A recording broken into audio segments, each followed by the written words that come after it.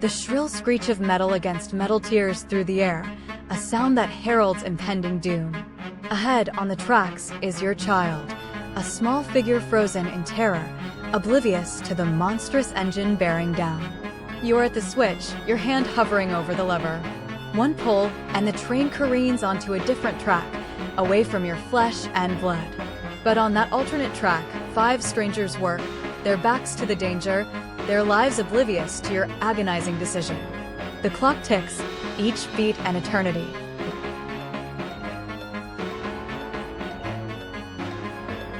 Can you quantify a life? Is blood thicker than universal humanity? When the smoke clears, will you bear the weight of 5 souls or the crushing emptiness of one you created? 10, 9, 8, 7, 6, 5, 4, 3, 2, 1. This is the ultimate trolley problem, amplified by the searing agony of personal connection. Choice A demands the active taking of multiple lives to save one. A utilitarian nightmare where your love for a single individual outweighs the collective. Choice B is an action, a passive acceptance of your child's death, perhaps upholding a principle of non-intervention, but at an unspeakable personal cost. The decision isn't just about lives, but about the very definition of your humanity, your capacity for sacrifice, and the haunting specter of what if. The last glimmer of hope for humanity rests in a humming, metallic chamber before you. Inside, strapped to a sterile table, is a child no older than 7, eyes wide with incomprehension.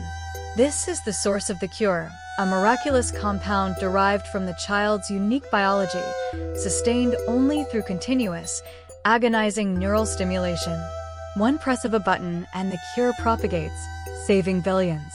But that button also seals the child's fate, a life of unimaginable, ceaseless pain, a living sacrifice for a dying world.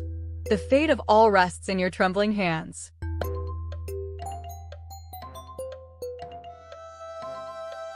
Is a single innocent soul worth the survival of an entire species? Can a cure born of such monstrous suffering truly be considered good? What legacy do we leave?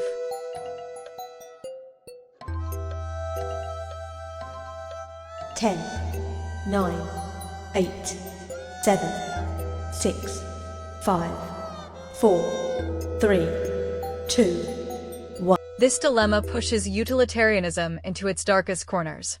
Choice A is the ultimate act of the greater good, sacrificing an individual for the collective. But can a society built upon such an atrocity truly thrive? Choice B is a profound statement against moral compromise, prioritizing the sanctity of one life over the continuation of all. It forces us to confront the limits of our empathy and the terrifying question, are we worthy of survival if the cost is our very soul? The echoes of the screaming child would haunt either future. A cruel twist of fate, a genetic lottery gone wrong.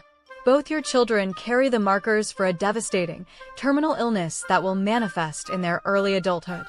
There is a cure, a groundbreaking gene therapy, but only one dose exists, and it cannot be replicated. You stand in the sterile clinic, the doctor's somber gaze meeting yours. You must choose. Which child lives a full life and which faces a slow, agonizing decline? The weight of their futures, their laughter, their dreams rests solely on your shoulders, a burden no parent should ever bear.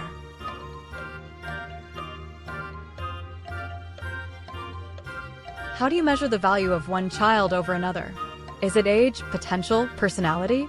Can you live with the one you saved, knowing the other you condemned? Can a parent truly choose? 10, 9, 8, 7, 6, 5, 4, 3, 2, 1. This scenario strips away all pretense of objective moral reasoning, plunging into the raw, primal anguish of parental love. There is no right answer, only an unthinkable choice between two equally beloved individuals. Any decision will be drenched in guilt, regret, and the permanent scarring of your soul. It forces a confrontation with the impossible, ranking the unrankable. The choice exposes the arbitrary nature of worth when love is absolute and highlights the devastating consequences of scarcity in the face of ultimate need. A single, monolithic device pulses before you, its intricate circuits holding the key to a radical transformation of humanity. With a single command, you can rewrite the very fabric of human consciousness, eradicating pain, sorrow, fear, and grief. Wars would cease, mental illness would vanish, and a profound, stable contentment would settle over all. But the cost is absolute.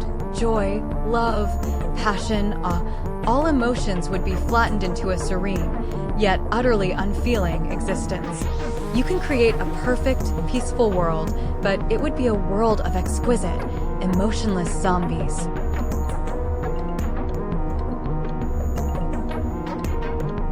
Is a life without pain truly a life worth living if it's also without joy? What defines our humanity, our triumphs or our struggles?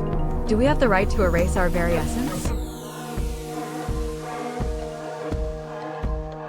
10, 9, 8, 7, 6, 5, 4, 3, 2, 1. This dilemma forces us to define what it means to be human. Choice A offers a utilitarian paradise, a world free from the ills that plague us, but at the cost of our most fundamental experiences. Is a happy life one that simply lacks suffering, or one that actively engages with the full spectrum of experience? Choice B champions the messy, painful, yet ultimately rich tapestry of human emotion. It questions whether peace at the price of soul is truly peace, or just a sophisticated form of existential death. This isn't just a choice for humanity's future, but for its very identity. The world stands on the precipice of utter collapse. A newly discovered pathogen has annihilated 90% of the global crop yield, and within months, billions will starve. Scientists have discovered that a rare, complex protein, found only in 1 in a billion humans, can synthesize a rapid-growth, nutrient-rich fungus to feed the world. But extracting it is fatal, agonizingly so. You, as the chosen arbiter, must decide, will you select one person, through a truly randomized lottery system, to die for the survival of all, or will you allow humanity to succumb to the gnawing maw of famine?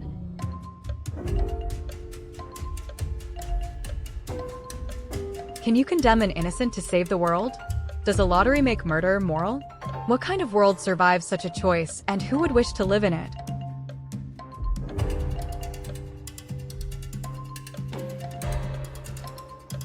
Ten, 9, 8, 7, 6, 5, 4, 3, 2, 1. This dilemma confronts us with the cold, brutal calculus of survival.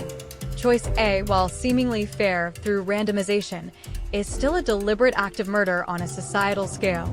It asks if the greater good can justify the absolute violation of an individual's right to life.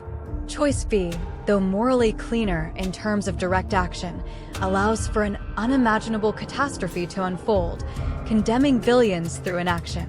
This scenario probes the foundations of justice, the terrifying implications of necessity, and whether humanity's survival is worth the utter corruption of its moral compass. The silence of the chosen victim would echo through history.